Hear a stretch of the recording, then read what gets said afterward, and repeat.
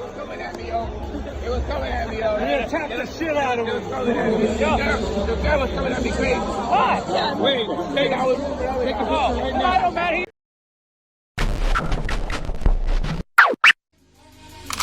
Maybach music. Can anybody out there hear me? Hear me? 'Cause I just wanna...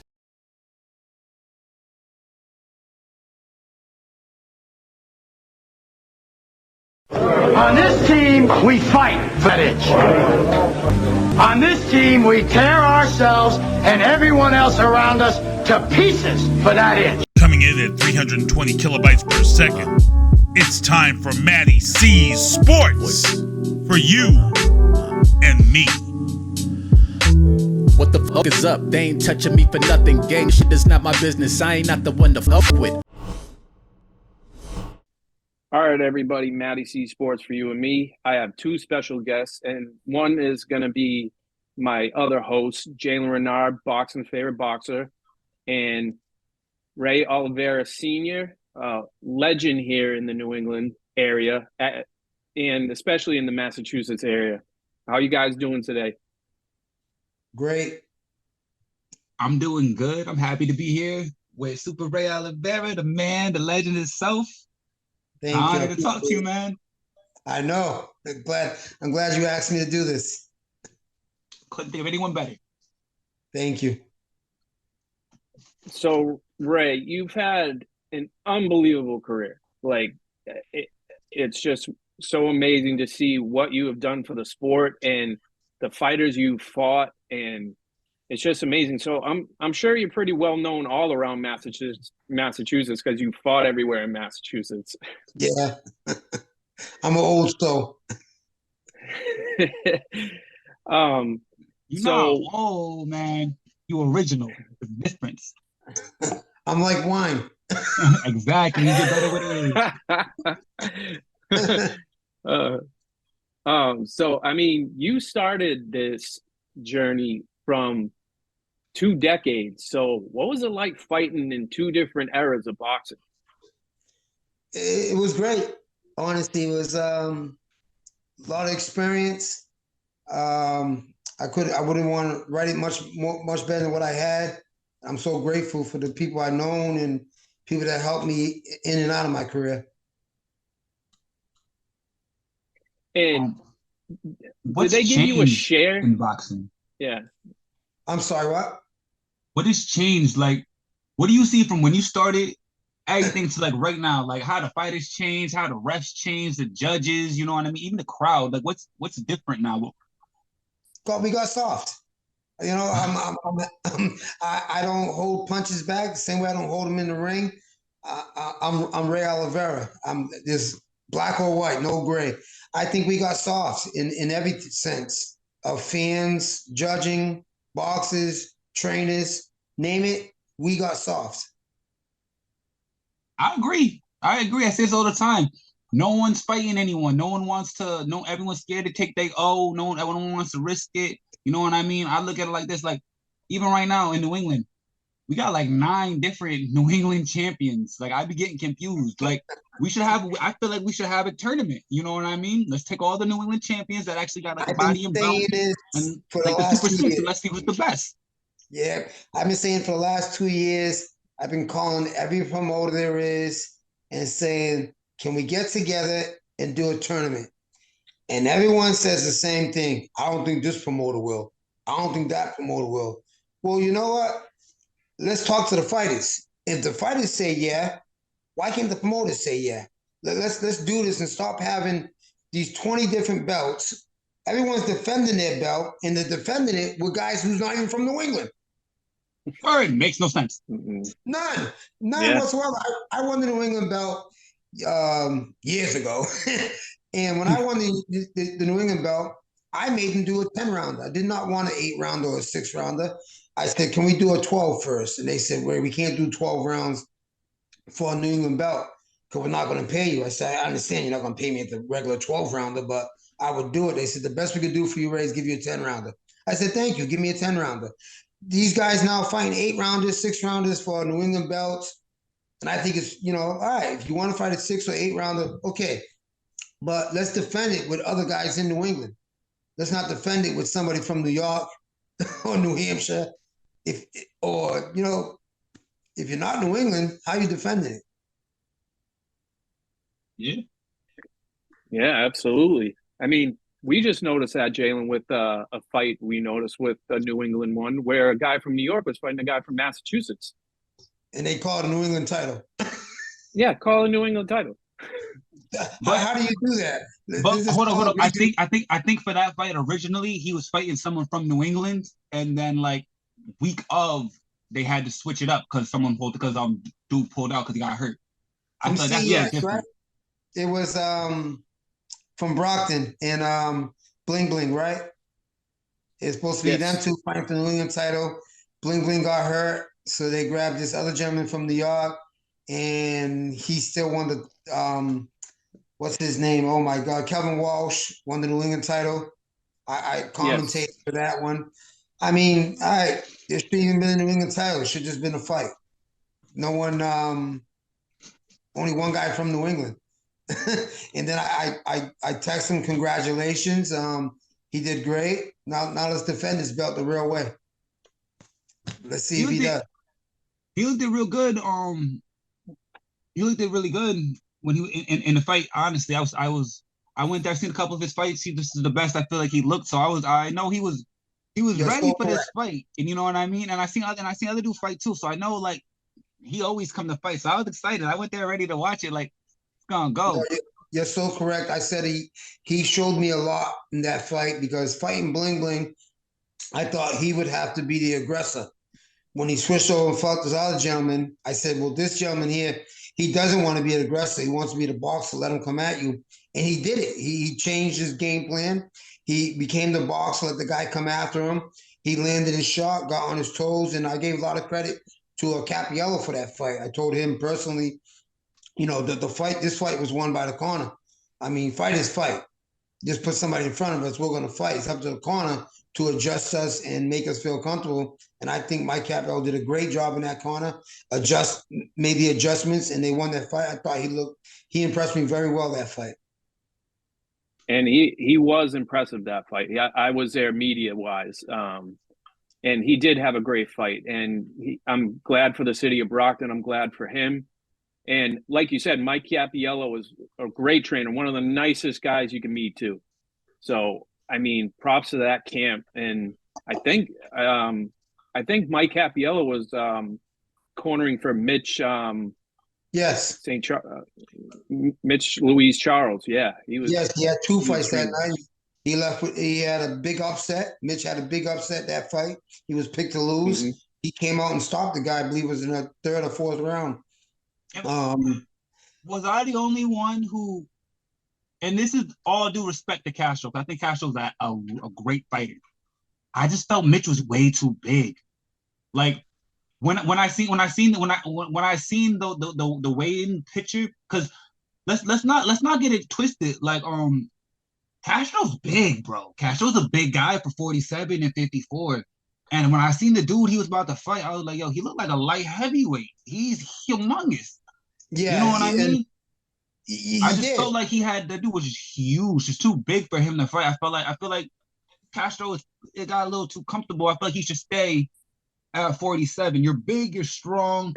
That's where he's gonna do the most damage. You know what I mean? Jumping up to 54, like even if you can't do that, the real big guys that are stretching to get down, it's different. You know what I mean? If you can fight one way, cut it to do it. You're correct. I think for that fight, it was a good opportunity for him to take this fight. It was a big win for him. I think now he should drop down to 47, play at his weight. Sometimes nowadays what fighters do, they go, like say they're fighting 140 and they do this, all right, you can't be over 140. And I'm like, what do you mean you can't be over 140? It's not for a world title. Long as you're in the 40, 47 range, let's fight. These guys nowadays, you only could be 139 and the contract says 139. And I'm like, guys, you're fighting 140. It doesn't matter if they're 45, 46, 40, 42, 39, fight them. When it's a world title, then you can't be over 140. I say it like this: if I sign a contract and that weight is at 150, if you are 150.1, better lose that one. If you are any over, you better lose it because I cut my weight. I sacrificed. I did what I was supposed to do. I signed the contract. You signed the contract. You agreed to it. I made the weight. I don't care. You making the weight. I made I understand what you're saying. What's Jermaine McDonald? I made him cut like 8 pounds because I he came in at like understand what you're 160 saying. something. And that's Like the new I don't era. like especially era. if, like I came in at 150. You know what I mean? Like especially if it's really big. Like nah, bro, you gotta lose that weight because you trying to As a fighter, I agree with you, but that's a new era. When I fought in my days, long as you was around the weight class, I made contracts. All right, fight 140. But the opponent, if he came in at 142, 143, I'm taking the fight. I'm not going to let you lose the weight. It's up to the manager and trainers to fight over it. I always said, let the manager and trainers fight over that 1 pound, 2 pounds. I don't care. I'm here to fight. I don't care if he weighed 160 and want to beat his butt anyway. The smart thing is to make them lose the weight. I agree with you. I'm just saying, as a fighter, they're 1 pound over. I'm taking the fight. I'm not going to lose that money because if you don't get in the ring, you don't get paid. No. If you make the weight and you give him a chance to lose his weight, and he does not make the weight, and the certain states is different. They might like give a pound or two. Certain states is different. But if he don't make the weight, you get paid and you get to go home. I don't know where you've been fighting, but no, you don't. There's a lot of rules. There's a lot of rules and regulations that promoters and this not New England promoters. They let me know this. They're the ones that told me this. My promoters told me this. Certain fighters, you have to make the weight. If you contracted and if I contracted and I made my weight and I came here to fight and I gave him the hour to lose the weight that he had to lose and he didn't do it, I still get paid. He don't get paid. You know what I mean? Yeah. He don't get paid, and he might get like suspended or something, but I did what I was supposed to do. I get paid. You know what I mean? Especially if I signed the contract and made the weight and came here. Now, if he pulls out day before, you know what I mean, and you don't have to come in, then that's different. But if you go and you make the weight and you weigh in, boom, boom, he made the weight and he gets pulled out, you still get paid. I see what you're saying. So once you weigh up, you get paid. Yeah. All right. Well, I'm going to check into that, and I'm going to be honest with you. I want everyone to know that about 3 or 4 years, I'm going to be running for commissioner of all combat sports. Yeah, bro. I'm going to change that rule. What? You might not have my vote. I'm going to change that rule. If you don't perform, you don't get paid. That's what I believe. That's my opinion. That's my opinion. I mean, it's like going to a concert. I showed up. I don't get on stage. So do I get paid? I showed up. Okay, but now let's say I showed up to the concert. I sold $50,000 worth of ticket, $20,000 worth of ticket. My opponent comes here. My opponent is getting paid more than me because you know what I mean? He's getting paid more than me. He comes here. He's overweight now, so now he's getting paid more than me. He comes here. He has an advantage over me, and he did nothing. Now, 1 pound? Me personally, what if it's like 10 pounds he has over me? What if I'm 150 and he's 160, and then he loses 5 pounds or 2 pounds? Paid. Then you get paid. Then you get paid. 1 pound? 2 pounds? I mean, but nah, 1 pound. I'm gonna tell him to go run around or whatever. But at the end of the day, I'm gonna take the fight. Exactly. I'm gonna go make him sweat though. But we still fighting. That's what they do in the main bout, 10 bouts fights. If you're 1 pound over, 10% of your purse goes to the other guy. If you're 2 pounds over, 20%. It matters how much. When it comes to undercard, I honestly believe I should not pay you. I'll give you traveling fee, training fee. I'll give you half of what you signed for. I wouldn't give you the whole purse. That's my opinion. I'm sitting in the other chair now. I'm not the fighter no more, but I'm thinking as a promoter. Yeah, but I mean, what do you think, Mattie? What do you think, bro? Like you said, the thing with boxing is very complicated sometimes. Just because I'm part of an MMA different regulations as well, where Yes. I interview MMA guys. So it's like somebody's over 10 pounds, you can either accept the fight or you don't, which is an absurd. That's another weight class. Yes. So no, that person should not be paid, and you should get a percentage of that person's ticket sales, or that's what they make. But in a boxing world, person. like, but with the percentage for boxing, 1 or 2 pounds, maybe that's it. But over that, I think is absurd. In Rhode Island, if you're over by 1 or 2 pounds, the commissioner tells you it's up to the camp. I don't care. It's up to the camp. In Massachusetts, they make you lose the weight. Whatever the contract says, you have to be that. But in Rhode Island, they tell you it's up to the camp. If you want to take the fight, you can. If you don't want to take the fight, you don't have to. If you want to lose weight, it's up to you. Like you said, every state is different. Mass, you have to be what the contract says. Rhode Island, they tell you it's up to the camp. And I'm with making them with lose the other that thing, weight. You got an hour to cut that weight, and then after the hour, I always say this: I ain't gonna fight you. You better cut that weight. Go cut that weight, and whatever they come back on, then I'd be like, yeah, all right, I'll fight you. But I make sure you, at the very least, if I came here and I struggled and I did what I had to do to make weight, at the very least, you gonna bust your ass to at least show that you tried. You know what I mean? No, y'all, that's what I'm saying. Y'all correct. I agree with that on the boxing side. Then as the promoter side, I gotta say, I'm not gonna give you all your purse. I'm gonna give you half of it, a percentage of it. But the guy didn't make his weight, but he also didn't perform. You also sold tickets. I understand that. Let me try to get another point. There's a whole situation you gotta go through that, which a lot of talk. that was the other thing I was gonna ask too, Ray, is with different states, the Nevada Commission, the New York Commission, are they all different rules and regulations as to how long you can cut weight, whether it's a half a pound, or things like that? Like even like you said, Rhode Island or Massachusetts. Yes, every state is different. Every state has their own rules. Like on that fight at CES, I forgot what fight it was. I think it was Walsh's fight when the guy got knocked down and they got confused with the corner and the fight continued. Matter of fact, it wasn't Walsh, it was the other Capiello fight. When the guy got hit and the referee didn't hear the bell and the corner jumped in and the referee allowed the fight to go on. He didn't hear it. In Rhode Island, there is no standing 8 count.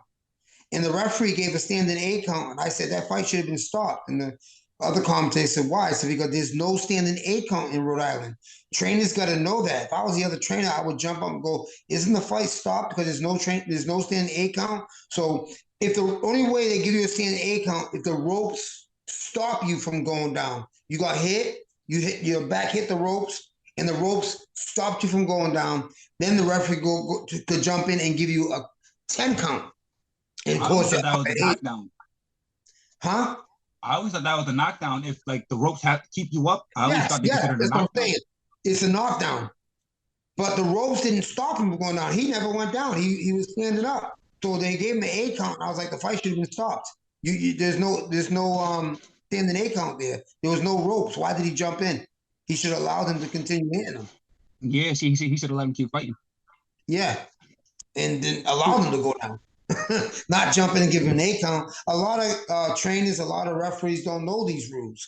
They think all the rules are the same. You got to realize in every state the rules are different. Like in amateur boxing, how many points is an 8 count?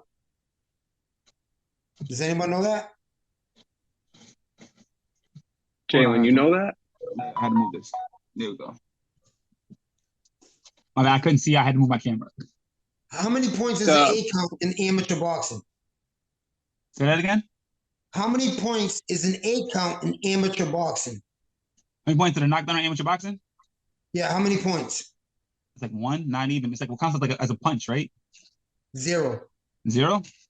There's no points for an 8 count. That's why in amateur boxing, I tell a lot of my son Ray Jr., his last amateur fight, He got hit in the ribs and his ribs broke. Came back to the corner and said, all right, don't grab your ribs. All you got to do is finish this last round. You won the fight. Do not grab your ribs. So the kid hit him, and Ray, I can see, was hurting him. And I said, sit down and take an 8 count. And everyone goes, why you want me to sit down and take an 8 count? I say, it doesn't mean nothing. There's no point. Taking an 8 count, they do it in amateur boxing is to protect you. You could be winning the fight in amateur boxing, beating the guy's butt, and then get hit once and your head goes snaps back. It's an 8 count. It's not a point. It just means safety. So that's why I tell you all the time, an 8 count is not a point in amateur boxing. It means nothing. It's for safety. So there's no. I didn't know that. Yeah, there's no points in amateur. There's no 8 count. You got a point. No, doesn't mean nothing. Well, that makes sense. So I had to knock dudes down like 4 times in an amateur fight and lost. I was like, how does that happen, yo? Well, if that happened, well, they should. Then after 3 times, then the fight is stopped. But you could give standing 8 counts as many times you want because they're just there to protect the boxer. And that's why I say a lot of times what they should do in pro and amateur boxing is somebody should get in the ring before the fights and explain to the crowd the rules. And people will understand more or less. That way people won't be like, oh, this fight was robbed. There has been some robberies where judges don't correctly score a fight. But sometimes I look at fights and I go, I can see that fighter winning. I don't see him losing because there's certain rules in every state that don't follow. And no one knows that. They think all the rules are the same. In MMA, all the rules are the same no matter what state you're in. But in boxing, no, they change. Yeah, I know. Honestly, MMA rules change too. Some MMA organizations they got knocked down. Like you knock your opponent down, they get an 8 count. You're allowed to you're fighting like soccer kick people in the head and something. MMA, it's just their rules. Like Dana White is all his rules. If you fight in CS, it's their rules. Yes, but over there it depends on what organization. Where boxing, it depends on what state you're in. Yeah. Yep, all the commissions and stuff. Yes. And I'm sure you know about Ray. You know about Cage Titans out here in Plymouth. Yes. Around there, they have their set of rules too. Because I noticed. It's good you said that because I noticed with CES's rules and Cage Titans rules because they all have different types of rules, but still the same commissioners and stuff. Just different types of rules. Exactly. A lot of people don't realize that. It depends on what sport you want. Sometimes it's just the organization, they change the rules. And in boxing, the state changes the rules. I want to go back, Ray, with boxing being soft. So, back in the day, everybody knew who Mike Tyson was, but there's other tough fighters such as yourself. And, I want to go back to a fight where Tommy Morrison was fighting Ray Mercer. And that fight went on and on and on and on. And then until Ray Mercer beat the ever-living shit out of him near the corner. And it still kept going. The fight should have been stopped. And unfortunately, Doku Kim and Boom Boom Mancini, same thing. But now it's Vasily Lomachenko comes in. He fights that guy from, I think he was from New York. He knocks him down, and then he's going to his corner hey, are you going to throw in the towel for your fighter? I consider that a soft move. A lot of people, they say this too. Throwing a towel doesn't mean the fight stopped. It means the fight is disqualified. It's not stopped. Throwing in the towel, they tell you that all the time. You throw in the towel, you're disqualified. You're not stopped. If you want to stop a fight, you stand on the stool. You stay up in the corner and call the ref over, or you call the official over, stop the fight. In the sense of being soft, I mean it's soft where fighters don't want to, they don't want to lose their zero, like Jalen said. When I fought, I didn't want to lose my zero, but I didn't avoid fighting the best. If you want to be the best, you got to fight the best. Yeah, you did. You did. Everyone always says, well, I always tell people there's 2 types of scared. There's a scared that you run away and never know how you would have felt with that scaredness. Then there's another one where you run towards it and knows that, and you realize that, wow, Yes, this is what I be trying to tell people. That's what, Bro, everyone is scared to lose and everyone's scared to fight. Like, bro, and I'm not even telling people to fight King Kong, but like fight accordingly. You know what I mean? At least like fight, make it competitive. Fight someone where you're gonna learn something, you're gonna get better. And honestly, if you don't do the right thing, this person will beat you so that you check your P's and Q's. And so you get better for the next fight. The reason why a lot of New England fighters are getting their asses whooped when it's time to step up is because they're like 19-0, 15-0, and they fought in no one with a winning record. You know what I mean? Mm-hmm. And then it's time to fight someone and they're fighting an Olympian or someone that's like 20-1, and they think they're gonna do something. You're not gonna be able to do anything. You are the way you are because of your father. Mm-hmm. Your father was just like me. We're good friends. We still good friends. God bless him. Sorry to have lost him, but he's here in our heart. Yeah, he's right on my chest. You learn from me. It's like my son Ray learned from me that in order to be the best, you must fight the best.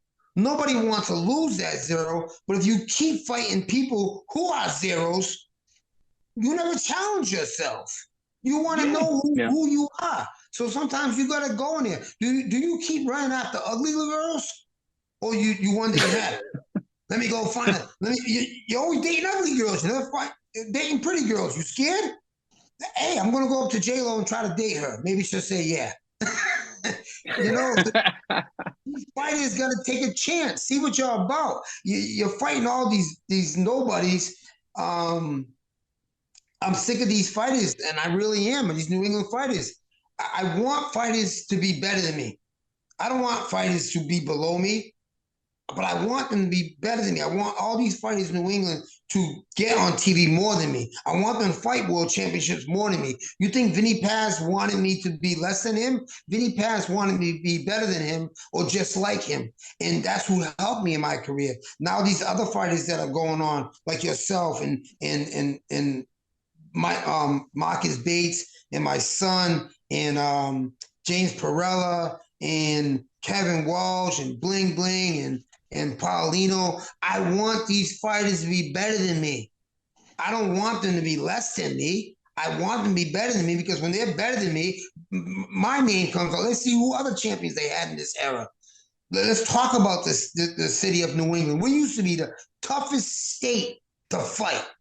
Yeah. Now was the easiest state to fight. Yeah, now when we step up, it's embarrassing. You know what I mean? Only a couple of us are doing good. Marquand is doing his thing. Jermaine's doing his thing when he steps up. Who else stepped up? Rashidi, I don't agree with his last loss. I feel like they robbed him. He steps up, he fights when it's time to fight. His brother too, and even his sister's still in the amateurs, but even she stays, she represents, she's thorough. You know what I mean? Ronald Ellis too, his brother, he's thorough, represents. He fights. They fight their heart out. When they on TV, they're shining. They're here to let y'all know like we next. And even when like Ronald Ellis lost to Benavidez, yes, he fought his heart out. Nothing but heart. Never stopped punching. Was here the whole time and was like, well, I'm here. I'm here to die on my shield. I'm not going anywhere. I feel like we lost that. You know what I mean? Lost it. And the reason we lost it because people now they spend more time on Facebook and Instagram than they do in the gym. You know, I wish, and I tell you all the time, I'm jealous. They go, jealous? Yes, because these guys have Facebook, Instagram, TikTok, and they got more fans than I had, and I fought on ESPN more times than anybody ever. ESPN, I hold the record for fighting more times on ESPN than anyone else that ever did. Yet, these people got more fans than me. People, I go to fights, people like, who are you? Who am I? My name is Ray Oliveira. If you got to ask who I am, then Google me. I shouldn't have to say who I am. I did so much for the boxing game of New England, and New England has done so much for me that I shouldn't have to say who I am. You should know who I am when I walk in. You shouldn't have to say who you are. When I first started boxing, I knew 3 names. I knew Ray Oliveira, I knew Derek Whitley, and I knew Darren Whitley. Yep. Only names I knew when I started boxing. You feel me? That's New England royalty right there. If there's a Mount Rushmore of New England boxers, y'all faces is definitely gonna be up there. You know what I mean? Thank you. I appreciate it. And I just think these guys want more fame on Facebook and Instagram than they want doing their own thing in the ring. You know, guys, let's get a tournament, man. I want it so bad that every weight class we got all these superstars, so-called superstars. Let's all have a tournament. Let's all see who the best in New England is. And then once you win New England, let's go to New York and beat their best. And then go to Connecticut and beat their best. And then go on and go to the world and beat the best. Don't call yourself the best because you're the only best in your little city. It's like the drug deal. Right. It's like when I was growing up. I tell kids all the time, I used to sell drugs. I was that dumb kid on the corner. And I wanted to be famous in my hood. And then I looked at boxing and I said, wait a minute. Do I want to be famous in the hood or do I want to be famous in the world? Which one's going to make me famous in the world? Not sitting on that corner selling drugs. Being that professional boxer, being the great role model is going to make me a better person for the world. So I gave that life up and I want to be better in the world. These fighters got to do the same thing. Do I want to be the best in my little ass city of Fall River, which I'm in, or Brockton or Rhode Island, or do I want to be best in the world? Let's be best in the world, guys. Let's shoot for the stars. Not just one little city. Shoot for the stars. Absolutely. And, you know, like when Jalen told me we were going to talk to you, and I was like, Ray Oliveira, like, the Ray Oliveira? He's like, yeah, we're going to talk to him. I was like I was starstruck, like, you know, like Jalen said, you're like royalty and stuff, you know? And I talked a few times with Jalen about the turn. We talked about that last night, Jalen, like when they had the Super Six that time. Yeah. With that tournament. Yeah. It should be like that type of thing. Like you said, the world's like, it's like I'll compare it to this, like the Little League World Series. There's the world, there's Northeast, there's South, there's Midwest, like get it all together. Yeah, definitely. Let's do it. Having this, I talk about the Facebook, Instagram, and all that. We have this open to us. Promoters, let's do it. Do you know how big it could be if you get a tournament in New England? The 6 best New England or 10 best New England fighters in 140 or 147 or 154 or heavyweight fighting each other. You can have a whole card of just one weight. Yo, you really could. You really could. But you know what? Mm-hmm. And they're scared to lose their O. And like I understand where they're coming from, but like the way I am, and this is because my man Bean, like he told me something, like he showed me a video one time, and it was Denzel Washington. He was giving a big speech to a big college, and he was telling everyone like, yo, if you gonna risk it, bro, like risk big. What's the point of sitting here risking your O fighting someone that's not gonna get you any better, that's not gonna raise you up on the scale of either state or the worldwide scale? Nothing. It's not doing anything for you but getting you a cheap victory. Why do it? If you're gonna risk it, it got to get you something. It has to do something big for you. So like, but now what happens when they risk it? Sometimes they don't always go out. You know what I mean? Like, and a lot of fighters don't know how to bounce back from a loss, and that's why they fight how they fight. So what advice would you give them to get back on track? Where to go, what to focus on, and what to pay attention on so they get ready to risk it. And even if it doesn't go bad, one loss is nothing. You can always bounce back and continue to do what you need to do. Sometimes that loss might be the biggest lesson that you like in the world. You might actually need that. And a lot of these fighters are scared or intimidated to go about it. Who's the best fighter you like ever?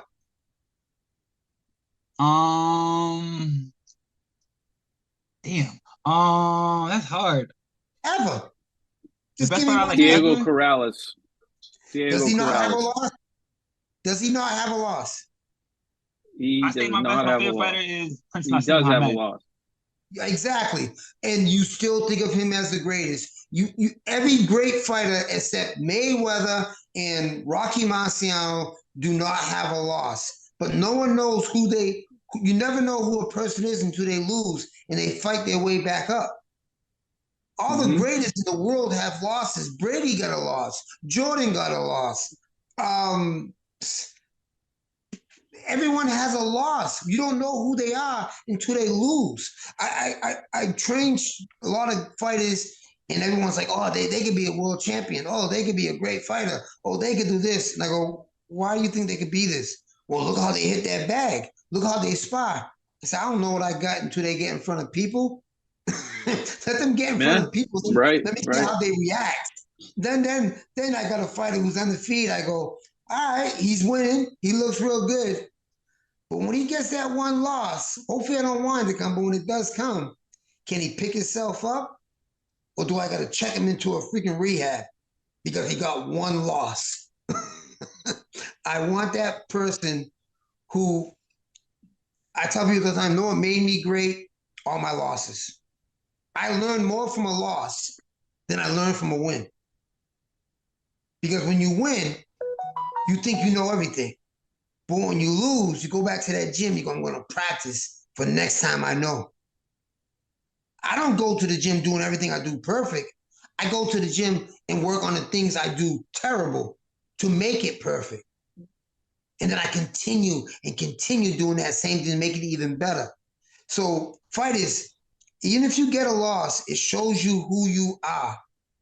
It shows you what your weakness is, and now you can make it strong. If you continue winning, Mayweather is still fighting. He doesn't fight on TV, but know why he's fighting? Because it's easy. He doesn't know. He doesn't know what it feels. As soon as he loses, you're not going to see him lose. You see who he's fighting? He's not going to lose. Yeah. Yo, you're right. but that's why he's doing, because he doesn't want to take no one tough, because once he loses, he thinks, now I got nothing to do, you know. I just think I never grew up on that part of don't lose your zero. Don't chance it. I want to take chances. What is life until you take chances? I understand not wanting to lose the zero. You know what I mean? But my thing is, I don't want to lose my zero. I want to keep my zero forever. It's a part of me. It's like I want it to be a tattoo. But am I scared to risk it? Nah. Yeah. You know what I mean? But my thing too, I want the risk to make sense. So I don't want to. If I feel I'm not ready to fight this person yet, I don't think that risk is ready. Do I think I'm ready to fight the person that's a little under him? Then yeah, I agree with this person. Let's go fight this person, and then next I beat him. Now let's go fight him. You know what I mean? I'm not telling these fighters go out and fight the best ever. I'm saying fights. When I was boxing, my first coach was Bucky Vincent from the Bedford Boys Club. Then I went to Libby Medeiros, and here's Ray Oliveira. Say I'm a 5. I wanted to fight 5 or 5.5. I didn't want to fight anything below that. I wanted to fight someone like me or a little bit above me. Better. So if I beat them, now I jump here. Now I go, all right, I'm at 6, so let me fight at 6. I didn't want to fight nobody 4 and under. These fighters are fighting guys that you can't even spar with. Yeah. I'd be seeing that. I'd be like, I don't want, I'm not too in, because I use myself because I research all the fighters that I done fought. And not all of them got the best record. But all of them, except for one, because that guy is horrible. I'm not gonna disrespect him. But except for that one fighter, if you look at my record, you know who I'm talking about. Yeah. All my fighters, either they have decent records, or if they don't have good records, they've lost to like the upper echelon. Like the last dude I fought, he just knocked out Lamont Peterson. You know what I mean? You have to fight to get better. You can't fight to stay where you're at, because if you're doing that, then like you're not getting any better. Yeah, you're not going to get any better. You're not going to spar anybody. You're just going to be sitting there. They just want to pad their records. Everybody wants to pad their records before they get this big fight. Big fight. The big fight for me was a belt and the money. Not just the money, not just the belt. I wanted both, the money and the belt. Don't pad your record for just one. Pad your record for both money and belt. These guys want to pad their record. I'm 19-0. I think I deserve a world championship fight. Who'd you fight to get 19-0? Right. All these guys got losing record. A whole bunch of guys from Brazil. Yeah. Well, my thing is with the in a media fan point of view, like a casual fan doesn't know. So say you look at a guy who's, 54-21. Now you look at that record and it's like, oh, well, it's not a Mayweather record, but people don't know this guy could be just a straight up guy who just can beat you and take your, like you said, doesn't matter what the record is, take your 0 away from you because you saw the record. The fans, I give fans much more credit now because yous are smarter than you've ever been before because now they have these computers on the phone that, let me see who you're fighting. Oh, this guy's record is this guy fought this. Fans are much smarter than what we think they are. Now the fans could look up who we're fighting. They could check up on who we're fighting. And sometimes the fans walk up and go, you fought a bum. What are you talking about? The guy was undefeated. He was a goddamn bum. I looked at his record. You had to read the Ledger or the Herald to see who was a good fighter around here. Yeah, so they don't have that anymore. These fans are getting very smart now that they could look at. There's one fighter, and I'm giving names. I don't care. That's why you Ray Oliveira. Give the names. Exactly. I'm going to. Like I tell people all the time, love me or like me, you don't sit at my table, so I don't give a shit. I may see you and say hi to you. And if you don't like what I say it to my face, and I'll tell you why I said it.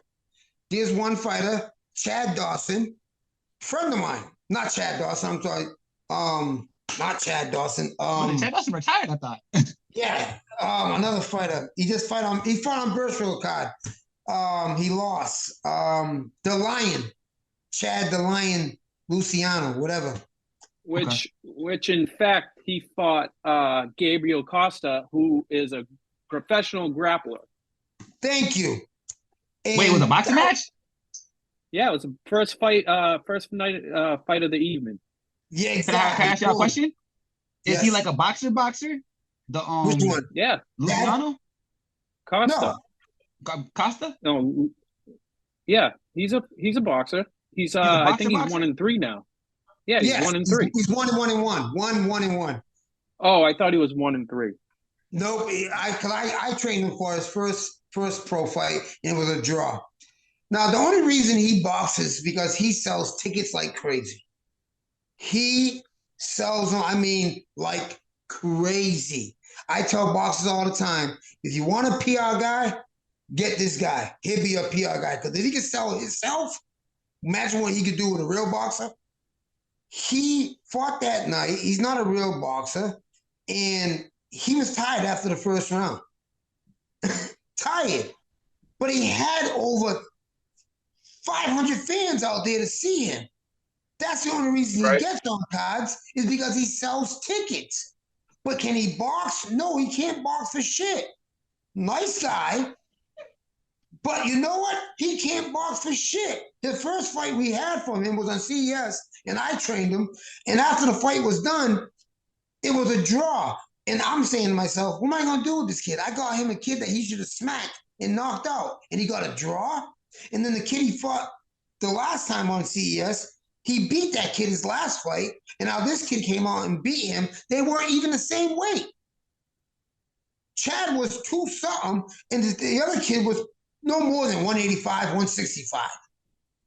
He outboxed him and won the fight. People are going on cards who's not even fighters. People are going on cards where their bucket list is, I want to be a pro fighter. And we put them in fights. My bucket list is, I want to be an NFL football player. Can I go do it? No. But yet you can go out and be a pro fighter because it's on your bucket list. I think rules got to be changed where not anyone could turn pro. Anybody right now, I could go out and grab somebody out the corner and turn them pro. That's ridiculous. Yeah, you really could. They used to do the, that all the time. They used to go get drunks from under the bridge and bring them to. Hey, like, you're fighting this night. $500 in a hotel room. Here you go. $100 in a hotel room. Here you go. Yes. They do it. And what about in the so Ray, you were there for the Gotti the third fight. Yes. Do you think that other guy should have been in the ring with him? Yeah. The only reason I say yeah is because it is.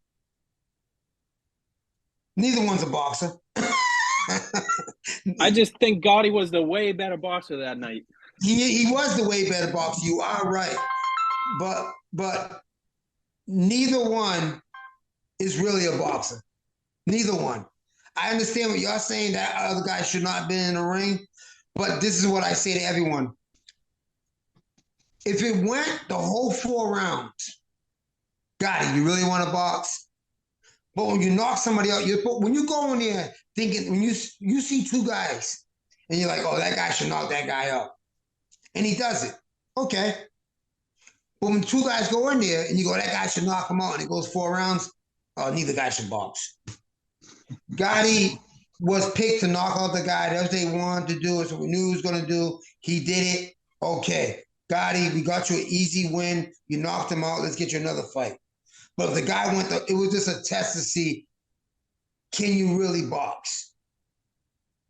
Yeah. Well, it was him and Kimball. Now, so both of them were MMA fighters, and then Kimball made his debut that night, and Gotti has I think he's 5-1 in MMA. Yep. So, I mean, I think Kimball had a good impression that night. Remember that, Jalen? Yeah, that boy could fight. I liked how he fought. And for his debut, he fought someone that could fight too. It wasn't even like he fought someone that came all the way down. He fought someone that came here to win. He had some skills. The kid didn't he wasn't no slouch. He could fight a little bit. And he was there the whole time banging with him. And I think both MMA guys look best. Yeah, he came out sharp, composed, ready to go, focused. He looked great. He made a fan, and I went to them fights, never heard his name or anything. He made a fan. I love how he fights. Yeah, he made a good impression on me myself, and I'll be talking to him soon too. So I think that day of CES fights, I said the best 2 fights for me was both MMA guys, because I thought Stevie Jane, she went in, the girls in the beginning. That other girl fought hard too. Stevie Jane Coleman. The girls always look good. Yeah, they fought. They had a robot, boom boom. They was going at it. Yeah. The girls always look good. I always say that. The girls come to fight. I like to see an all girl card. I really would love to see that. Yeah. And if anyone could do it, Mr. Birchfield could. He got mad female fighters on they could get popping. I believe I like to see anybody do that. Do a whole girl show. I think if we could sell MMA to boxing and boxing to MMA, why can't we sell an all-girl show? I believe if Top Rank can do it, Top Rank has done it. I think it's the first time they did it. It was either last year or this year. Yep, that Michaela Meyer card. Mm-hmm. Yeah, and I think we should do it around here. There's no reason you can't do it around here. It's called copycatting. If it works for somebody else, it's going to work for me. Facts. So the other thing I was going to ask, did you ever consider fighting Mickey Ward? Yes. We talked. That fight almost happened. It's in Mickey's book. The reason it didn't happen was not because of me and Mickey. Both promoters, his promoter and mine, they were fighting about whose name's on top of the poster. Get the hell out of here. And when me and Mickey found out, we both said, we don't care whose name's on the poster. We wanted to fight each other. We spied one time, me and Mickey, in Quincy, Mass at O'Malley's gym. It was funny. I was there training for a fight, and I needed sparring, and Mickey was there. So we said, hey, Bumpy, let's spar. Now, everyone knows I'm the boxer, and Mickey's the pounder. So we both got in there, and it switched. Mickey got on his toes and boxed, and I became the guy that wanted to rumble and stay there and pound. We went one round. The round ended. We both look at each other, and Mickey goes, "You could punch." And I looked at him and said, "You could box." We both walked out the ring and said, "Okay, bye." And that's where it all started, where the talk was going about us fighting each other. We wanted to fight each other. And like I said, both promoters were arguing about whose name would be on top, Mickey's or mine. Crazy. So we They never couldn't do fought. co-promotions? Yeah, they were going to, but they kept fighting on whose name was going to be on top of the poster. Mickey Ward versus Ray Oliveira, or Ray Oliveira versus Mickey Ward. And they couldn't decide. That's a really big fight in New England for it not to have happened over who was going to flip a coin, yo. Yeah. Yep, we should. Damn. I would have honestly said, put Mickey's name on top. I would honestly have said that. Put him on top. Because I always said this to everybody. I love walking into a crowd booing me. And everyone goes, why? Because at the end of the third or fourth round, they're going to be cheering for me. I feel you on that. I definitely feel you on that. That happened to me one time, a couple times. I walked as an amateur. I walked in, matter of fact, I was fighting the guy from Mickey Ward's gym, as a matter of fact, in Lowell, Massachusetts. The whole crowd was there for him. They was cheering, they was booing me. I came to the ring. It was only me, my pops, and Marvin. I think Josh Orta was there. And we were and Swag. We were the only ones there for me. Boom, boom. I get in the ring, ready to go off rip. Just the jab. Bang, bang, bang. I'm just piecing him up. They're cheering from him. Boom, I dropped him. And the crowd goes quiet. He gets up. I continue to whoop his ass. I get another standing 8 count. Now the crowd is quiet. Second round comes on. We start going on. Boom, boom, boom. I drop him again. Now the crowd's starting to go for me, and they cheer for me. Yeah. By the end of the third round, they're all like, let's go, blue corner.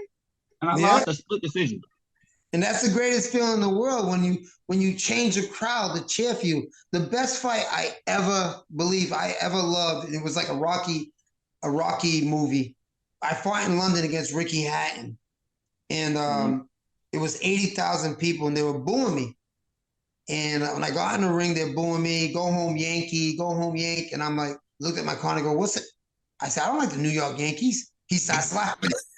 He goes, no, they're calling you a Yankee because you're from America. I said, oh, okay, good. I'm a Red Sox fan, not a Yankee fan. He goes, no. The crowd was booing me.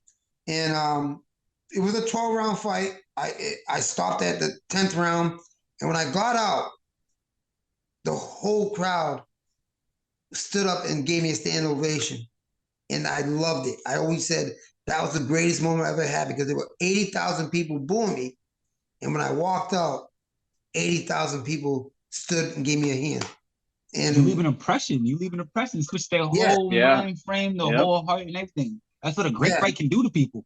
No, it didn't. Because, I went in that fight wanting to win. I went in that fight believing I could win. But when I found out that he was 10 years younger than me, it was all against me. But you know what? I did my best. I tried my best, and I'm happy with it. I take more pride in my losses than my wins. You fought some great fighters. You fought Vernon Forrest. You fought Vivian Harris. Emil Augustus. One of my favorite. Matter of fact, that's one of my favorite fighters, the Drunken Master. I love how he fights, bro. One of my favorite fighters. He's a great guy. You know what? It's so funny. All my losses, I'm friends with all those guys. I have more respect for them than the guys I beat. Cause I understand that. Like, even like I'm tight with Perella, and me and Perella had wars in the amateurs, but he beat me I think I beat him once. He beat me 3 times. And it was like, damn, every time, bro. But that's my man. I would love to see you two in the amateurs, in the pros. Huh? I would love to see you two fight in the pros. Yeah, we had talked about it. That's my man's. The only way we would ever fight, it gotta be something. Like, we gotta get paid. Let me explain something to you. That's what I don't want to hear. What, you fight 147, right? I jump around 54, 47 sometimes. Okay. I fought 140. Guess what? If you're in the gym with me and you and me are good friends, ask your father. I'll be like, I want to fight him. I don't care if you are my brother and you're my weight class. We fighting. You don't think Michael Jordan and, matter of fact, you don't think Magic Johnson and Larry Bird were friends? Yeah. I mean, at the time, they was friends after when they But started they to fight retire. against each other. I don't. It's called business, people, and you fighters nowadays. That's my boy. Man, I don't care if you're my boy. We fighting. I was friends with it was I was supposed to fight on the HBO, and my neck injury. They said no, I couldn't fight. He fought. I'm bad with names. You guys are gonna learn that I'm bad with names. I just had his name and lost it. He fought Peter Manfredo from Rhode Island. Junior? He fought Peter Manfredo Jr., yeah. Well, yeah, senior coach, bro. He wasn't fighting the coach, man. He fought for CES. I'm trying to get his name. He was a 175 pounder. He had all knockouts.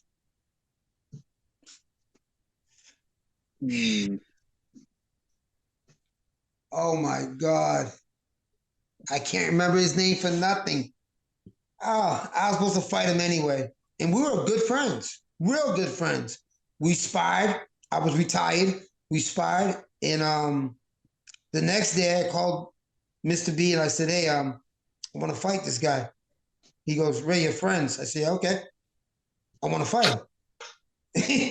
He goes, really? He goes, Ray, you fought at 140. He weighs 175. I said, I know. I'll fight him at 175. He's like, really? I said, yeah. And after I fight him and beat him, I want to fight Peter Manfredo. He goes, but you're the friends. I don't care. After I fight him, I want to fight. I wanted 3 fights, and I wanted 3 fights against 3 great guys in New England. Because I have 47 wins. These are the first ones hearing this. I had 47 wins. I wanted 3 more wins. I want all 3 wins to be from guys from Rhode Island that were my best friends. And I wanted to fight them. And I told them all, just because we're fighting don't mean we're not friends. It's a business. Use the guys with the names. Use the guys with these fans. If I beat you, I'm grabbing your fans. You guys gotta stop this stuff. We're friends. We'll be friends before the fight, after the fight. But during the fight, it's business. If you got a 0 and I got a 0, let's fight. Forget this stuff. We're pros now, so we ain't got to fight. You fought in the amateurs, so why not fight in the pros? Because now it's in the amateurs, it's only pride. In the pros, it's money. Yeah, it's all about money. But and this is my thing. Certain New England fights in my weight class are cool to do. I'm down to do it, but like I feel like it's an ESPN fight. Like why do it for a Why is it an ESPN fight? Why is it an ESPN fight? What has he done or you done deserve to be on TV? He's a national champion. I'm a national champion. He's 10-0. I'm 9-0. And bingo. Thank you for saying that because I wanted you both to say that. Okay. And I keep saying this to everybody. This guy's a national champion. And who are you both signed to? I don't know who he signed to. I'm signed to Jimmy. They should be promoting you better. You're the national champions. National champions. They should be promoting you better and then call ESPN and go, look, I got these 2 guys. I want to put them to fight. They're national champions. Don't say no to a fight because you ain't got TV. Take a fight. Build it. If it's off TV, you 2 fight each other. You sell out the place. Off TV. Now use rematch and TV goes, I want that fight. Because these 2 sold out. It was a great fight we heard. We seen it. Let's put this on TV. That will progress you to a fight. By saying right away, you're supposed to say right away, I want TV. Well, you got to earn it. You have to earn it. And I think by you 2 fighting each other off TV, selling out a place, TV will say, I want it. And that's up to the promoters to do. You guys are just there to fight. The promoters there to get you guys on TV. This fight can't happen, and I agree with you. It belongs on ESPN. But right now, what have either one has done in their career to progress that fight for TV? Fight each other off TV. No matter who wins or lose, TV will want it next. Because used to will sell the hell out. Used to will sell out any one of the casinos down here if used to get in a fight. And TV will come knocking on your door. We want that fight again. Sometimes you got to take a lesser pay to progress you to a bigger pay. Because as long as you keep waiting for that pay, you're getting no pay. No, you're right. You're right. That's knowledge right there. You know, that's real knowledge. That's a mind-blowing thing coming from what you're saying. I mean, it just all seems like it all snowballs together to lead to something great. Yeah, and like I said, these fighters, they you have the right to say, I want TV. And some of these promoters and won't say it, like, all right, you got to do something to get that TV. And I believe this here would do it. Take the low pay, but take the low pay on the contract, but take more pay on the tickets sold. Because you both know you're going to sell tickets. So you go, okay, look, I'll take that fight with James. We'll do a 6-rounder. How much grand you want for that? Jalen? 4? Well, you're cheap. Give me, I say 6. I got a talk for you. Give me 6 grand, and I want more percentage on the tickets I sell. Because you know you're going to sell tickets. Yeah, he's called me cheap. No, you're just like me. Believe me, I took a world championship fight. I'm not going to say who, for 12 rounds in Las Vegas for only 10 grand. Is it? That's it. When everyone saw, they go, thought you were getting 100 grand. I said, yeah, I just signed the paper. I just wanted to fight. Because I was stupid. See, because I did those stupid things, I know how to do the right thing now. So you say, yeah, I'll take that fight, 6 grand, 6 rounds. But I want more percentage of tickets sold. There you're making more money. Because now, yes, exactly. And the promoter will go, well, you have to sell those tickets. He ain't got to do that job. I just got to give you 6 grand. That's no problem. But everybody argues with the money up front. It's like football. Football players want the money up front because at any time they can get rid of them on contracts. In boxing, we do the same thing. So get the money, we get the less money up front, more money on the tickets. We do the opposite. Word, because that's the swing back. Because if I get 50% of tickets, and let's say that they give me they selling me 4 bands. Let's say I sold $10,000 worth of tickets. I get 5 bands. That's $9,000. Exactly. See what I mean? Yeah, that's money. I never thought about that. My ticket sales, I'm about to go switch that. For more percentage of tickets. I'm about to do that. Yeah. That's what you should do, because they're not going to say no. They're going to say, what they're going to say no? Yes, you're going to want to sell more tickets because you're going to get more money. You're going to get paid more. More people going to be there.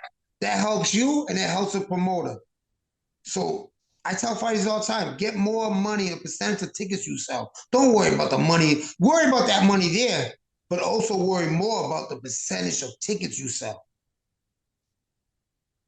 Yeah, that makes way more sense. Dang, I'm about to go talk to him about that, yo. You over here dropping gems, bro, and I'm picking them up. Yo. No, I tell youth fighters all the time, I did the wrong thing. That way I could teach you guys how to do the right thing. So pick up that phone, call me anytime, text me anytime, leave a message, because I don't pick up phones.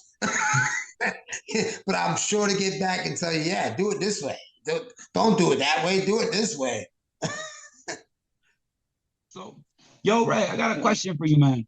Yes. What are some of the fights, like you just said me and Perella, what are some of the other fights you would like to see in New England? Like, we got a pool of talent out here, yo. And it's from the little dudes all the way up to the heavyweights. Like, what are some of the fights that you would like to see like happen in 2023 and 2024? And Jalen, to add to that too, that Boston card too, coming up next month. Which one? Oh yeah. The one 360 promotions with CES and all that. Kendrick Ball's fighting on the card. Kevin Walsh. The Penis on the card. Yeah, I might go to that. The Penis, that's my boy. Stepino, my boy. Ken Ball, my boy too. Shout out to both of them. I love them all. You got to fight them all, Jalen. They're not in my weight class. Stop being I know, friends. you gotta. Stepino's like 135 and Ken Ball's like 170. Oh, okay. You spar with them, won't you? Huh? You spar with them, right? Yeah, I sparred with Ken Ball a couple of times, and I sparred with Stepino and when we was in Puerto Rico together. This is what I tell everyone. If I'm capable of sparring with you, I'm capable of fighting you. So no matter. Yeah, but when I sparred with Ken Ball, I was so big and sloppy. I don't ever want to be that big. No. I was like 180. I could barely breathe. I was so big. I had titties. I don't know what names I would put out there to fight each other. I would just like to see all the people with zeros fight each other. You know, name it. I want to see them fight each other. There's a lot of fighters out there with zero record, zero losses. Fight each other, man. Just fight each other. I mean, I was putting it together about a month ago, the lightweight class of everyone that should fight each other. And then I looked, I said, wait, it's a middleweight class. They can all fight each other. Then I looked, I said, wait, it's a lightweight class. They can all fight each other. We got so many guys with zeros just fight each other. No matter who it is. Well, a fight I want to see this year or next year, I would love to see Kendrick Ball Jr. versus Shane Mosley Jr. I feel like that'd be a good fight. I feel like that'd be a real good fight. It depends on what Kendrick Ball comes. The right Kendrick Ball is gonna pop up. Let me explain to you, and I said it on his last fight he had. There's things that Kendrick Ball does that disappoints me. He'll throw a combination and land it, and then look at the corner. Why are you trying to impress your dad in the corner? Stop looking away. Keep your eyes on your opponent. He tries to go for power. You're not a knockout puncher. He can punch. He could punch. No, he could punch. But he's not a knockout puncher. See, this is what I tell you, but I wasn't a knockout puncher. But I was a guy that got my respect. He's a respectful puncher. Those are two different things. Respectful punch, where you don't want to get hit with too many of those shots because they will put you out. Then there's that guy that will hit you like Mike Tyson, and you wake up and go, where was I? Oh, you was out. Kendrick Ball is one of those guys that will hit you with a punch, and you go, I don't want to get hit with too many of those because he will knock me out. That's what I mean. He can hit, but he's not a one-punch knockout guy. I love him on his toes. I love him boxing and picking his jab, right? His jab is beautiful. So long and powerful. But he tries too many times to fight toe-to-toe. Why? Why do you want to fight toe-to-toe? Make that guy miss and connect. I call it ole. Hit somebody and go, ole. Hit them, ole. Like a bull. Go that way. Yeah. Boom, go that way. He looks so good when he does that. Is when he sits there and tries to bang with everybody, and he'll make you miss and then look away. Why are you looking away? You gotta stay focused. Or you gotta keep eye on target. He loses his focus and he looks at the crowd and is in the corner to see who's he impressing. Don't worry about impressing them. You got in the ring. You impressed everybody already. Because a lot of people wouldn't get in that ring. Facts. So I love him. Don't get me wrong, but There's a lot of faults I pull out. There's a lot of faults I had that I pull out. Don't get mad at me because I'm pulling out faults. Nah, I definitely. I don't think he would get mad at him. Constructive criticism. If you can't take constructive criticism, it's not good. I always like to hear it because it's a different view. You know what I mean? Yeah. Someone from over there might not see what you're seeing from over here. And I tell you all the time, hear that he might go back to camp and be like, all right, well, boom, boom, boom.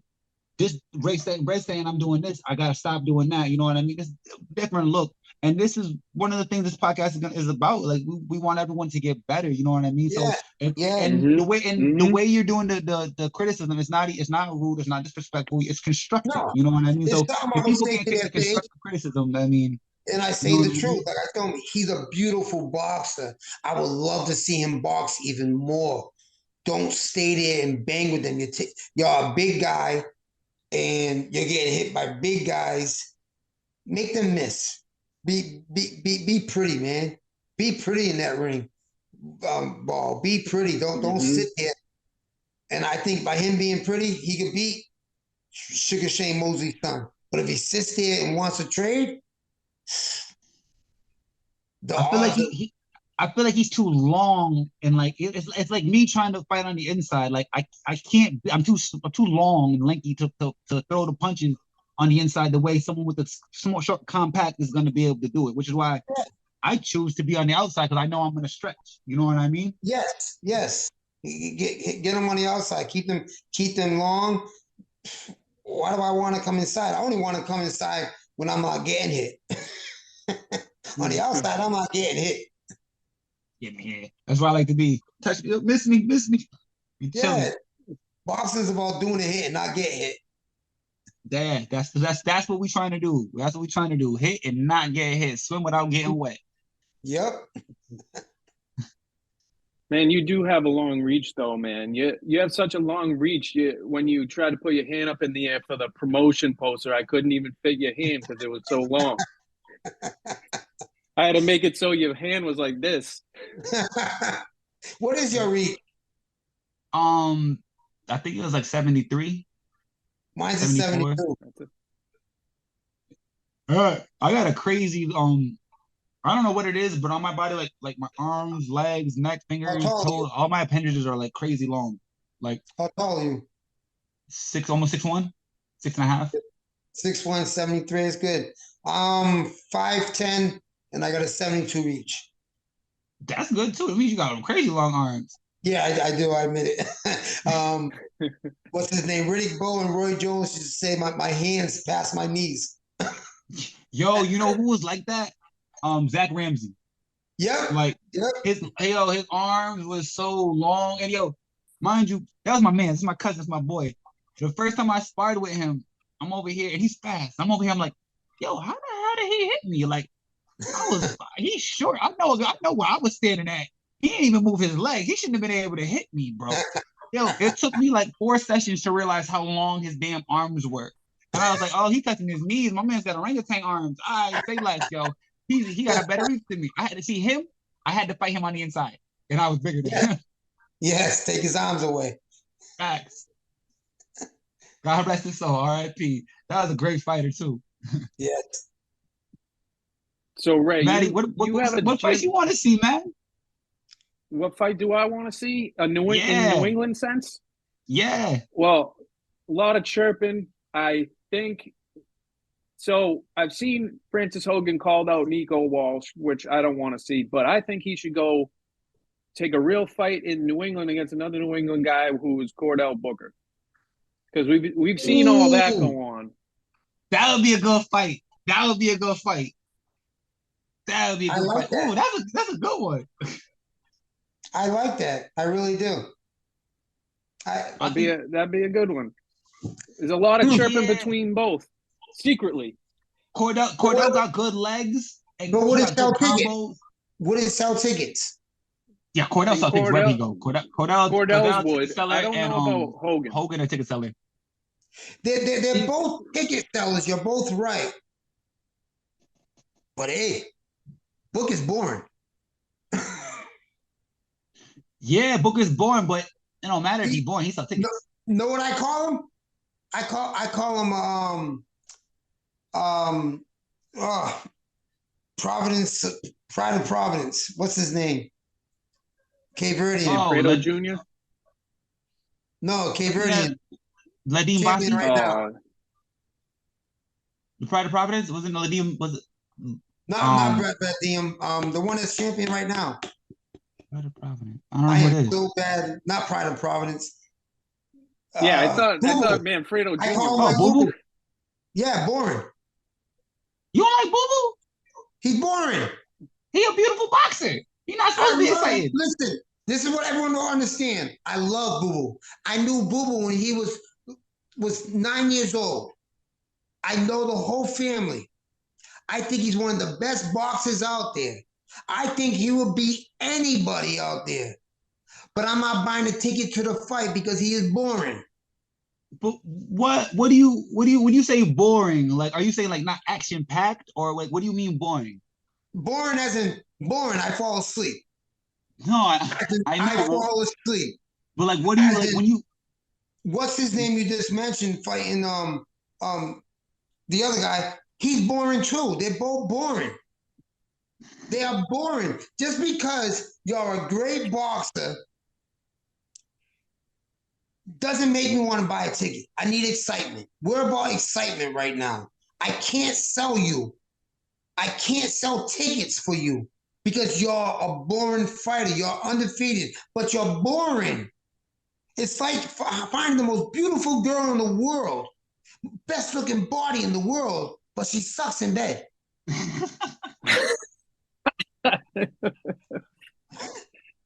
Boo, you're beautiful. But Boo, you're everyone, beautiful. everyone comes from for something different. So like when I go and watch a fight, like I don't like the rock'em sock'em robot stuff. I go for more like finesse and like that looks good. Your footwork is good. I look for more like mechanics. That's what I like to watch. But let me put it for you for this way. Does TV want that? Not everyone. Not, I've been called a not bully fighter, so I everybody. guess not, yeah. Does TV want it? Yes or no? No. No. Then you gotta put people in those seats, and I need you on TV. I'm not telling you that you have to rock them, sock them. I'm telling you that you gotta do something to sell yourself. You gotta learn how to talk. You got to learn how to present yourself. You got to learn that sometimes you could take a round off, and sometimes Mayweather. Everyone says he's boring, but I love Mayweather because once in a while, What about? I was gonna say. Yes, he'll stay in that pocket and he'll make you miss and land punches. He'll use his mouth to sell those tickets. Boo Boo and the other gentleman you just mentioned are boring. This is what I'm saying. They're great. I'm not saying they're great. They're not great boxers. I'm not saying they're not great guys. I'm not saying that they're not world champions. I'm saying they're boring. I understand what you're saying. There's nothing that's drawing you. Like no one's really talking. No one's flamboyant. Then they get into the ring and fight. It's not like a spectacular knockout. I understand what you're saying. You could do that. Get them fights where they're going to get a knockout. Boo Boo's last fight, he should have got a knockout. He went the whole 12 rounds. He fought, he went up weight, right? Yes, but they gave him a guy he should have knocked out. He didn't. And he went 12 rounds. But he won every round, Ray. Yes. This is what I'm talking about. People say, come to me and go, Ray, don't tell me you never fought a bum before. I said, I fought plenty of bums. And they never went the distance. That's the difference. If you're going to fight a bum, he better not go the distance. If he goes a different distance, TV says, bye-bye. Bye-bye. Just because a fighter has never been knocked out and he's 5-12 and he fought all the best, they never knocked him out. But we're going to give you a chance to fight him. Well, guess what they're saying?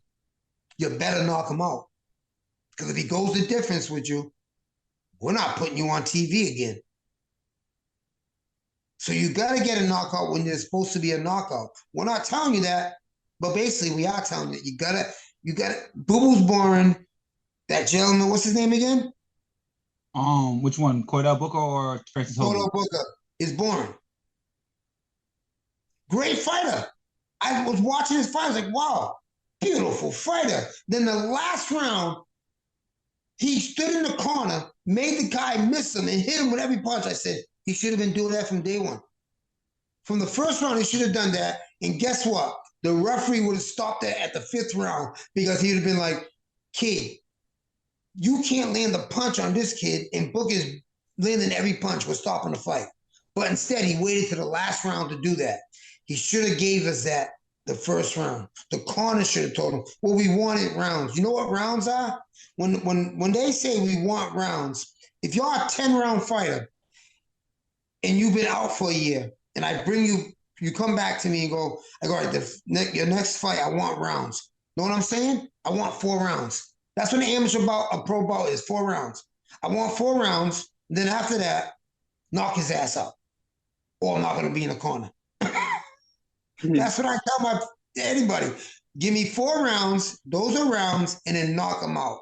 I didn't say I want the whole 12 or 10 rounds. I want rounds. A couple. Give me rounds and get them out of there. I feel you. I mean, me personally, I don't ever push or look for the knockout. I try to win. I fight. I throw my hands. I follow the game plan. Now, if I see him hurt, or like if I see something that I'm doing and I'm like, oh, that's bothering him, then right. I'm gonna stick it in. But for the majority of the fight, I don't try to push it. I don't coast. You know what I mean? I make sure I'm here. I let my hands go. I'm throwing a lot of punches, but I'm not like. I'm only gonna put myself in the fire if I know for a fact I'm about to land some shit. So now I was like, all right, I'm about to stand in front of him because I was like, bop, bop, bop, bop, bop, bam. But I mean, I know for the majority of the fight, I can stand out here and land everything I want to land with power at that too, and not get hit. So I'm probably not gonna go into the trenches unless I get bored and I'm like, let's spice it up a little bit. You know what I mean? No, you're right. I'm not saying look for the knockout. I'm saying sometimes you're in a fight and you're fighting a bum. You know he's a bum. I get what you're saying. He got to get out of there. If you're walking into the fight and you're saying, hey, this guy's a bum, all right, then you know what we got to do. I don't take a bum in there to go. I'm not taking an ugly girl home to have a drink. I'm taking the ugly girl home because I'm going to hit it. I get you. You know, I don't bring an ugly girl home just to watch a movie. I'm taking an ugly girl home. I'm going to hit it. So if I'm fighting I get you, yo. You're going to knock that out the bum out of there. My fighters get mad at me because every time I put everything into getting a girl or something or sex, like I tell my fighters, jab. You know how you jerk off? Use that jab like you're jerking off.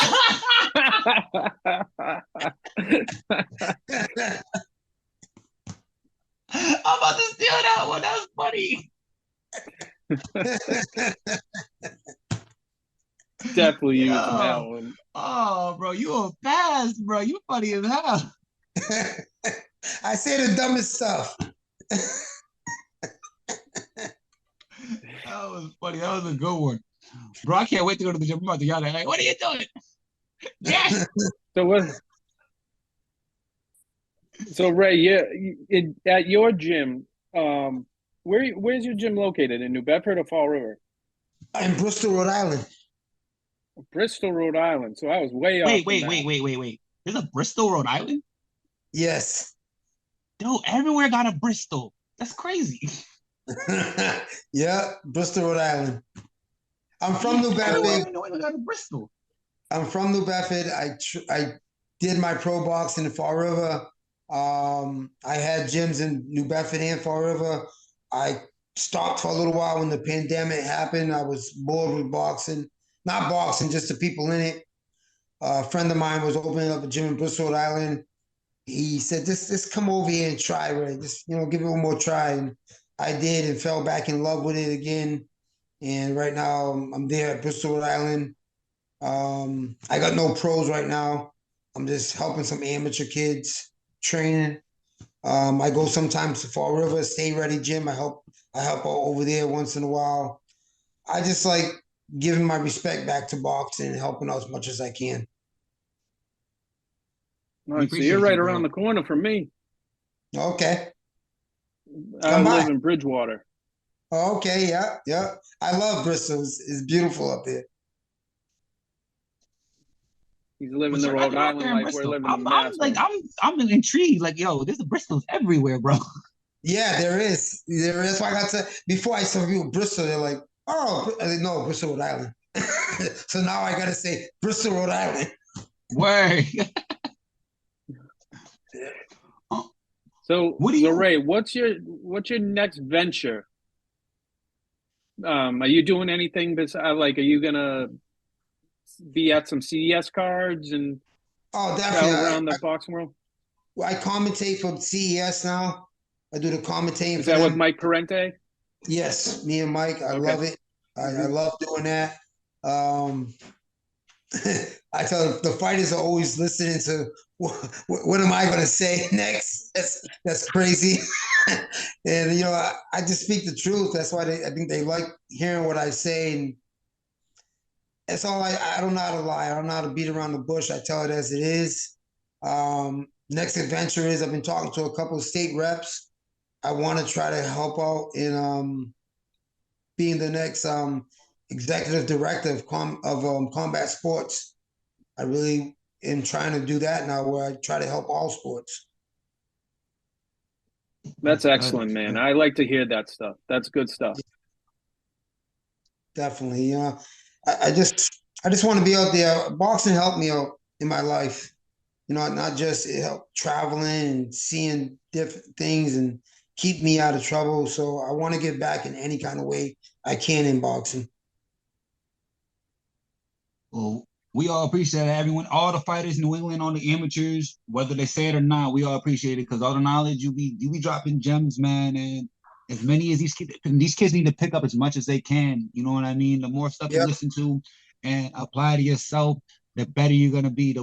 It makes no sense not to listen to someone that's been there before and has clearly done what you're trying to do. Because if we even make it a quarter of what you made it in the program, like you did a lot more than a lot of people do. You know what I mean? So just you gotta continue they gotta continue to pick up your gems and just train hard, yo. And listening to when he say, "We got soft guys," that means we soft. OG telling us we need to pick up and we need to go to the gym. You feel me? We need to let our nuts hang again. They're a little too up there now. I don't know what's going on, but let them drop. We ain't here, baby. You feel me? We need to start speaking with our chest. We need to let everyone know we're taking over boxing again. We lit. Yeah, we should be taking over. People get mad when I say we're soft. I'm not saying that we're going to continue being soft. I'm saying we're soft, but we have the ability of being hard. Let's get New England back there. Like I say all the time, people used to be scared to fight New England fighters. The rumor was they used to be real scared to fight New England fighters. Now they want to fight New England fighters. I don't want that no more. I want them to say, I got to fight someone from New England. Hell no. I want us to be like Philly. Like, damn, we got to fight a dude. We got to fight a dude from New England. Damn. You know what I mean? Like, throwback. You know what? I will say this. 2 throwbacks around here is definitely your son. He's a throwback. And DJ Whitney. Man, 2 juniors. 2 juniors. Yeah. 2 throwbacks, bro. Yeah. You know, they was getting ready to fight each other. And when I seen that, I was like, yo, this is a good fight. They don't care about the win, the W9. They just what they want to have. They want to throw a good show and they want to see who the better man is. Yeah. And that right there is fire. Yep, definitely. It would have been a great fight. That'd have been a good fight. But future, you never know. We could watch that in the future. You never know. It could be fire. Yeah, it won't be me. I ain't gonna be in the corner, but what else? Come with me and sit down. We can enjoy it together. There we go. I only drink wine. I drink water, so I buy you some wine and I got a bottle of water. When you get my age, you can have a glass of wine now and then. Word. Love it. Glad you could have it with us, man. Glad you could have it with us. I appreciate you guys having me on. It means a lot. I love doing this. I love giving my opinion. Thank you.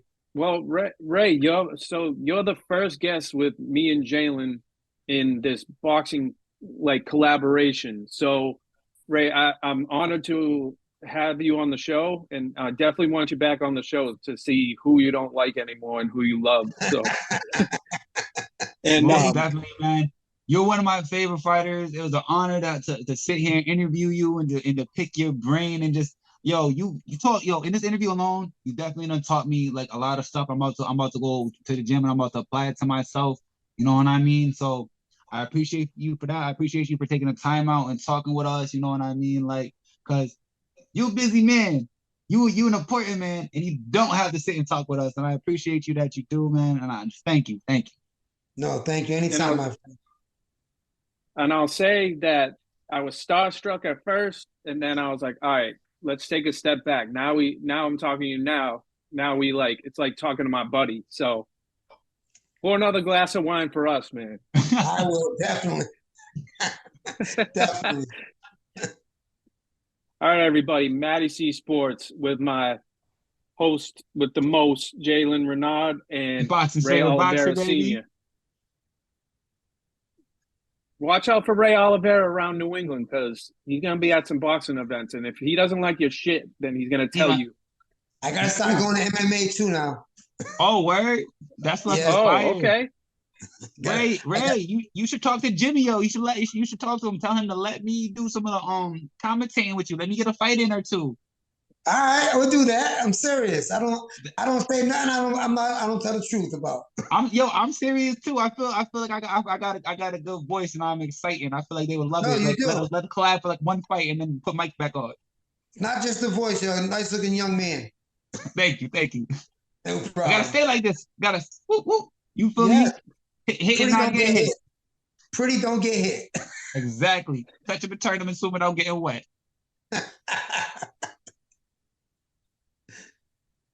All right, Mr. Oliveira, thank you so much for coming on the show, and you're always welcome back. And yeah, man, we'll keep Massachusetts going, and then this guy's gonna be the what did you call it? The Rushmore of Massachusetts boxers. The Mount Rushmore, yeah, he gonna be on that. Thank you. Mark my words, I'm telling you, there's not too many people that you can really say put up there. There's no one I don't think you can put up above you and Mickey. Marvin Hagler. Yeah, you throw Marvin on. Oh yeah, Hagler. Marciano. Yup. Marciano. Vinny Paz. Vinny Paz. The 5 faces. That's it. No, there's a bunch more. Tony DeMarco. I don't know him. See what I mean? You gotta follow your old timers. What about McNeely? Peter McNeely? Yeah. Not even close. He's not even on it. Yeah. Okay. I'm just testing. I'm just saying. No, Peter's a good friend of mine, but he doesn't even belong on the chair. I don't belong on that chair. I don't know, man. Because this is what I say. Bro, you was an exciting fighter. You done did a lot. You done fought the best. Every time you stepped in the ring, it was an action-packed, exciting fight. I put you up there, bro. I appreciate it, and I believe me, I give myself credit. But with Mount Rushmore is 5 people, right? I don't put me as one of those 5s. I'm not sitting at their table. That's my opinion. Yo, and you humble as hell. Yeah, I like to be mentioned, but not sit there. I feel you. I mean, my personal opinion, you up there. But I feel no, thank you. Thank you. I appreciate it. It means a lot. No problem, man. Anytime you're welcome back on the show, Ray. I appreciate the hell out of you, man. All right. I'll be calling. All right, good. All right, y'all. We are out.